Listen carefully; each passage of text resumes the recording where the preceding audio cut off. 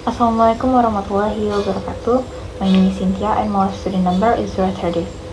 In this video, we will explain about different types of human learning beyond intellectual skills, including verbal knowledge, attitude formation, and also motor skills. Instructional design often integrate multiple learning objectives within a course or lesson to ensure a balanced educational approach. The first one, let us talk about verbal information or verbal knowledge. Verbal knowledge, also known as declarative knowledge, is learned both inside and outside formal education through various media.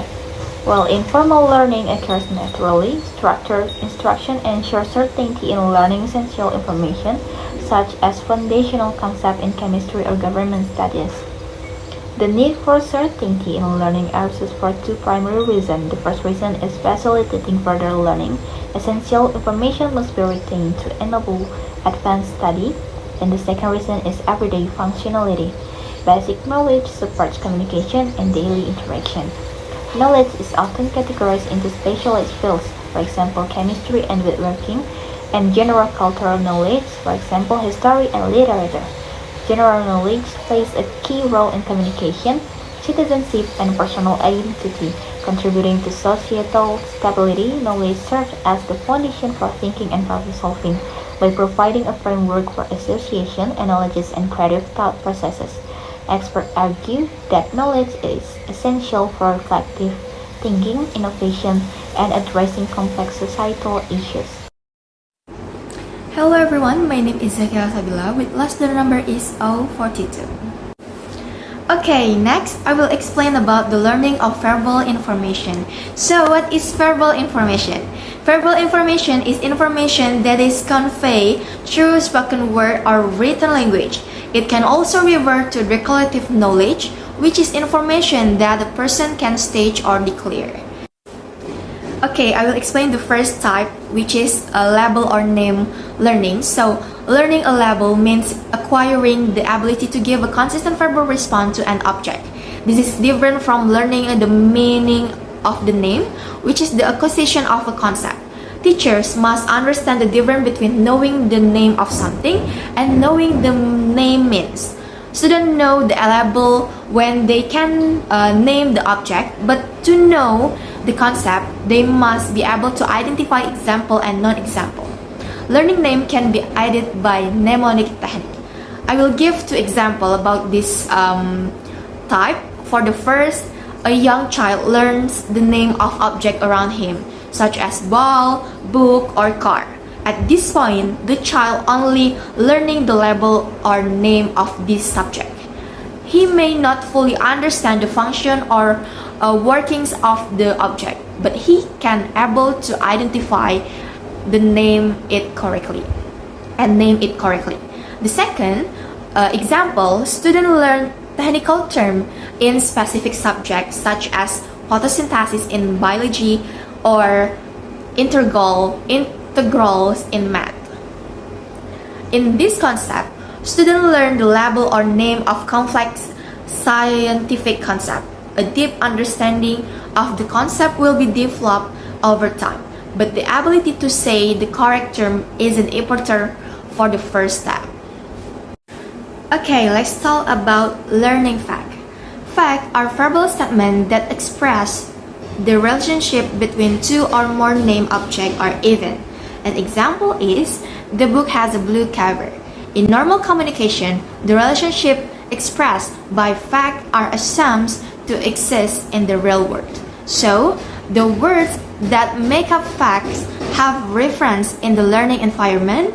They are referred to choose object and to the relationship between them. In the example given, the object are the book and the blue cover, and the relationship is bus.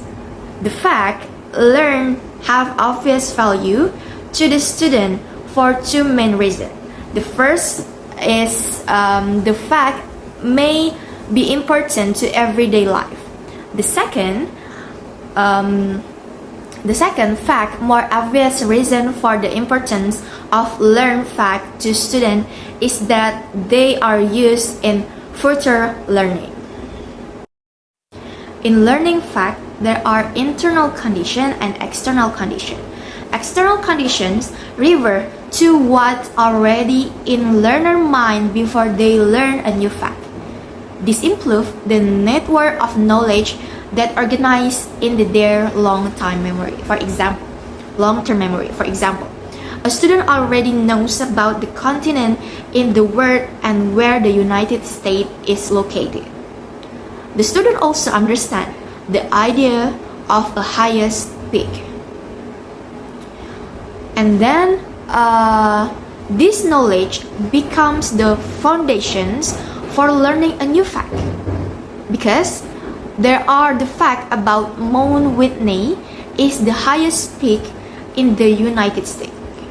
The new fact will be easier to remember if it is connected to the student already know. For the external conditions improve things in the learning environment that help someone learn a new fact. For example, the teacher show a map of the United States and point where the Mount Whitney is.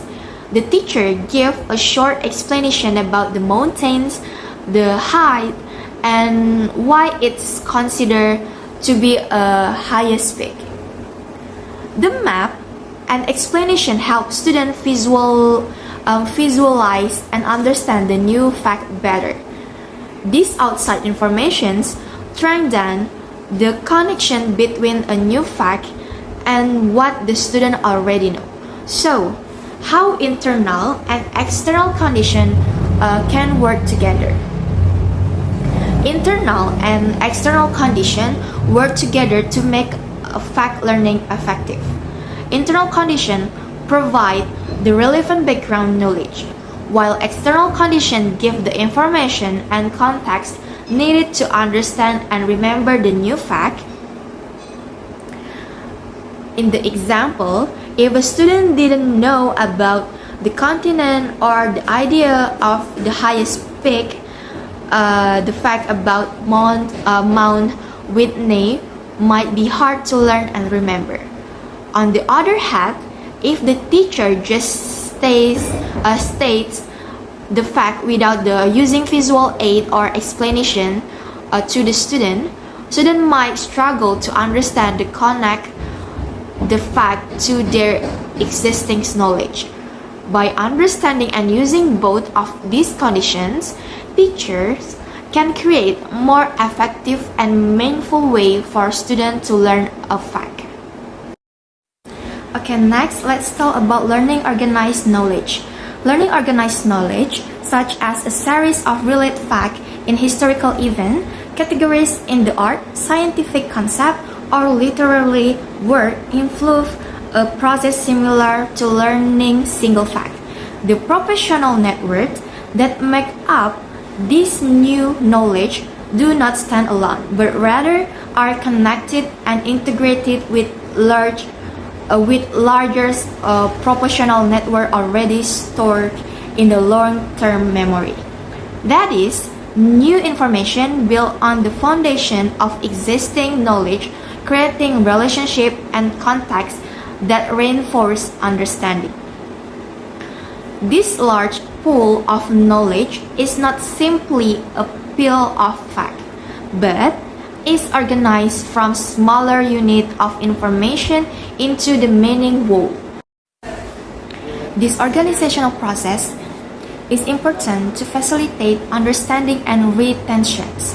The key to remembering and using this pool of knowledge seems to be to organize in such a way that the information can be easily accessed when we need it. In terms of internal conditions, as with individual fact, the learning and storage of larger unit of organized verbal informations occur in the context of a network of interconnected and organized propositions previously stored in the learning memory. That is, new knowledge is always assimilated and integrated with is already known, creating an dynamic and evolving cognitive structure. Hello, my name is Alsabila Kurnia Ramadhani and my last student number is 040. So this part I'd like to tell about attitude. Attitude plays a crucial role in how well students learn. A student's attitude towards school, teachers, friends, and the subjects they're learning greatly affects their learning. Students with a positive attitude tend to be more motivated, actively participate in class, and grasp concepts more easily. On the flip side, students with a negative attitude might be reluctant to learn, struggle to focus, and find it difficult to achieve good results. Schools also play a vital role in shaping positive attitudes in students. Education is not just about gaining knowledge, it's also about building character and instilling good values. Schools strive to foster important attitudes like tolerance, respect, responsibility, and love for learning, which are essential for students' development as individuals and members of society. Attitudes influences how students behave not only in school but also in their daily lives. A positive attitude helps students interact well with others. Therefore, it's important for teachers and parents to pay attention to and guide the development of students' attitude. So what is attitude? Attitude is complex. It influences how we act towards people, objects, and events. It drives us to behave in certain ways. So attitude is an internal state that affects a person's choice of action towards an object, person, or event. For example, if we care about the environment, we will throw trash in the trash can. That's an example of an attitude that is reflected in our action. It's important to remember that attitude is internal. It exists within us. We can understand a person's attitude by observing their repeated behavior, not just a one-time action. In education, students' attitudes towards lessons, teachers, and school are extremely important.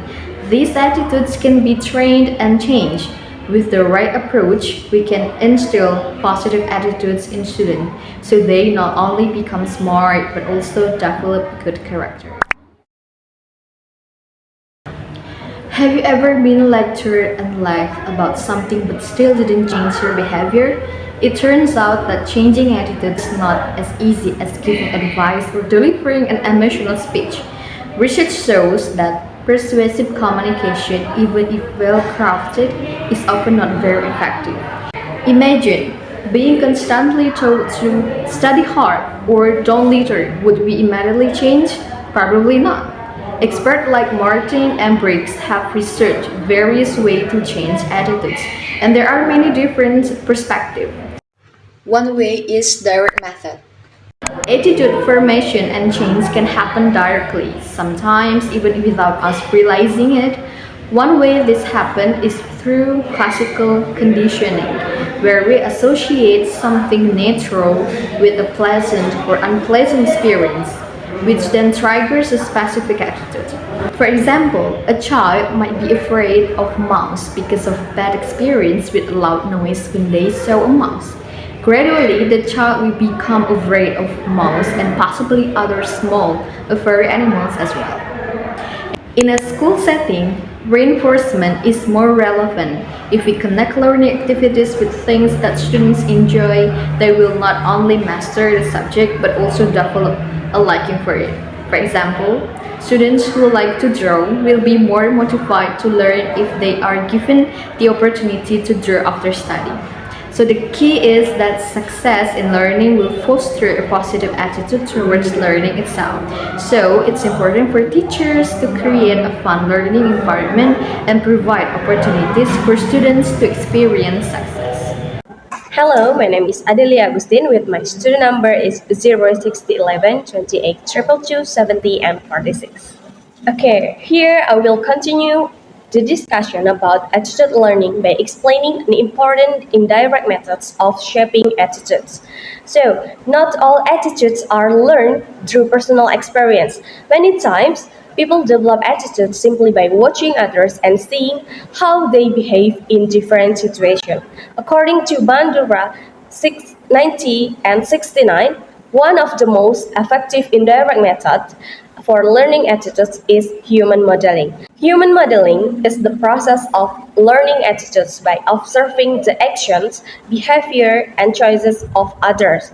Rather than being told what to do, people develop attitudes by watching how role models behave and seeing the outcomes of their actions. This method is especially powerful in education and social development because people naturally learn from observation. Children, for example, pick up behaviors, habits, and even values by watching their parents, teachers, and also their friends. For modeling to be active, the learner must see their model as someone they admire or respect. Role model can come from many sources such as parents, teachers, friends, public figures, or even fictional characters in books and movies. A child who sees their parents treating others with kindness is likely to develop a caring attitude. Similarly, a student who looks up to teacher who enjoy reading may develop a positive attitude towards books and learning. However, just watching a role model is not enough. The learner must also connect what they observe to their own experience and knowledge. More importantly, they must see the outcomes of the model's behavior. If the role model experiences positive consequences such as success, appreciation, or personal satisfaction, the learner is more likely to imitate that attitude. This is called vicarious reinforcement, where people learn not just from their own experiences, but also from the experiences of others. Alright, next I will talk about performance, which refers to how attitudes are reflected in actions. Attitudes are not just thoughts or beliefs, they show in a personal actions and choices. A person's attitudes can be observed through their consistent behavior in different situations. A student who values learning will show it by paying attention in a class, completing assignment, and participating in discussion. Since attitudes are internal, they are not always obvious right away. They become clear when a person repeatedly makes similar choices. A single action does not define an attitude, but a pattern of behavior over time shows what a person truly behaves and values. Let's move on to internal conditions, which are the personal factors that influence attitude learning. For someone to learn an attitude through observation, certain internal conditions must be present. First, they must respect or identify with the model. If they do not admire or trust the role model, they are unlikely to copy their behavior. This is why children often adopt the attitudes of their parents or favorite teachers because they see them as important figures in their life. Another important factor is understanding. The learner must recognize why the attitude matters and in what situation it should be applied. If they see someone being kind, they need to understand the importance of kindness beyond just that one moment. Emotional connection also plays a role. People are more likely to adopt an attitude when they feel something about what they see. If they feel inspired, moved, or even concerned about a situation, they may internalize the attitude more deeply. If someone listens to a speaker talking passionate about protecting the environment, they might feel a stronger personal commitment to sustainability. Next, I will discuss about external conditions, which are the outside influence that help shape attitudes. Aside from what happens inside the learner's mind, external conditions also influence attitude learner. The first important factor is that the learner must have clear access to a model whose behavior they can observe. A teacher who wants students to be responsible must show responsibility in their daily actions, such as meeting deadlines, being prepared, and treating students fairly. The learner must also be able to connect what they observe to their past experiences. If they can relate the attitude to someone they already know, it becomes easier to understand and apply. Another key factor is the consequences the learner observes. If the model experiences positive outcomes such as respect, recognition, or personal satisfaction, the learner will be more likely to adopt the same behavior. This is why encouragement and positive reinforcement are important. Another topic that we will discuss is about some guidelines for changing attitudes. If we want to help someone change or improve an attitude, there are several important things to consider. First, it's important to show them different choices so they understand that there are multiple ways to approach a situation. Providing positive role models is also an effective way to influence attitude change, as people are more likely to follow behaviors they see in respective individuals. Connecting new attitudes to personal values make them more meaningful. When people see how an attitude aligns with that they already believe in, they are more likely to accept it. Allowing people to set their own goals give them a sense of control, making the change more personal and long lasting. Using interactive activities like role playing or discussion makes attitude learning more engaging, and focusing on the most important changes prevent overwhelming the learner. So, by following these strategies, we can help individuals develop positive and lasting attitudes that influence their action in meaningful way. Hello everyone, my name is Vetrina Ria Puspita and my last student number is 058. Today, I'm going to talk about motor skills, what they are, why they are important, and how we can improve them. So let's check it out. What are motor skills? Sometimes this is referred to as perceptual motor skills or psychomotor skills, but these phrases appear to no useful added. Motor skills are movements that involve coordination between our muscles, brain, and sense. These skills allow us to do everyday activities like writing, drawing, swimming, and even driving a car. Motor skills can be simple like holding a pencil, or more complex like playing a sport or performing a dance routine. No matter the skills, practice is the key to the improvement. Now we will discuss about characteristics of motor skills. Motor skills are learned capabilities that underlie performances whose outcomes are reflected in the rapidity, accuracy, force, or smoothness of bodily movement. The first one is rapidity. Rapidity is how quickly a movement is performed. And then the second is accuracy, is how precise the movement is. And the third one is force, how much force is applied. And the last one is smoothness, how fluid and coordinated the movement appears. For example, when a student learns to write, they must develop control over their hand movements to write neatly and at a good speed. So based on Keeley, in 1973, as motor skills are practiced, they appear to give rise to centrally organized motor program that controls the skilled movements without feedback from the sense. And the increased smoothness and timing that result from practice of motor skill are considered by Adams in 1977 to be dependent on feedback that is both internal and external. And now, how do we learn motor skills?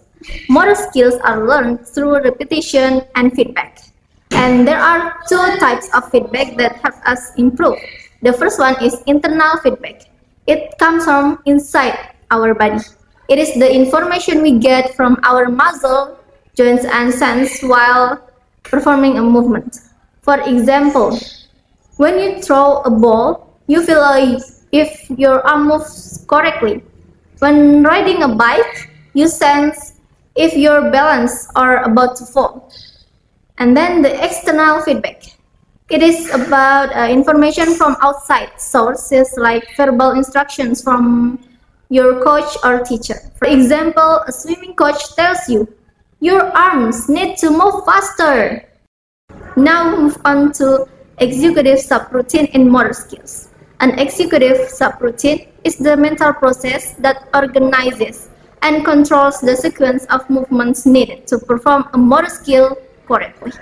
Think of it as a step-by-step plan that tells your body what to do and in what order. For example, you're driving a car and you are learning to turn a car around on a narrow street. You already know some part skills like driving forward and backward, steering the wheel, and controlling speed. Now, how do they work together? The external feedback, internal feedback, and the executive subroutine. So, external feedback comes from coaches or observations, while internal feedback comes from our own body's sensations. And the executive subroutine organizes movements into a smooth and automatic sequence. Over time, external feedback becomes less necessary as internal feedback and the executive subroutine take over, making the skill feel natural. Now, practicing motor skills. The learning of motor skills is best accomplished by repeated practice. Studies show that continuous practice leads to improvement over long periods. This applies to sport, music, and even everyday tasks like driving a car. In fact, it is interesting to note that practice continues to bring about improvement in motor skills over very long periods of time. As performers in sports, music, gymnastics are well aware. For example, a jump rope. Given a jump rope, the student will execute jumping rope to the criterion of 100 continuous jumps. So the part skills are jumping straight up and down with knees slightly bent, and swinging the rope with the arms close to the body and with wrists at the waist, and timing the jump so that the rope doesn't hit the feet. And the executive subroutine are swing the rope as it comes by your nose, jump about an inch. So it could be learned as a rhyme. Swing the rope, round it goes, jump an inch. In conclusion, motor skills are essential for our daily activities and can always be improved with practice and feedback. Whether it's sport, playing an instrument, or even handwriting, the more we practice, the better we become. That's all from me. Thank you. So everyone, in summary, this chapter discussed three types of learning. The first one is verbal information, the second one is attitude, and the last one is motor skills, which differ in their learning outcomes and require condition. For verbal information, involves recalling and stating organized knowledge requiring external cues to connect new information with prior learning. And for attitudes, shape personal choice through direct reinforcement or social modeling. And for motor skills, involve bodily movement and require practice with frequent feedback. Unlike intellectual skills and cognitive strategies, these learning types are equally important in education, influencing knowledge acquisition, behavior, and physical abilities. Effective instructional design prioritizes intellectual skills as a foundation while integrating verbal knowledge, attitudes, and also motor skills as needed.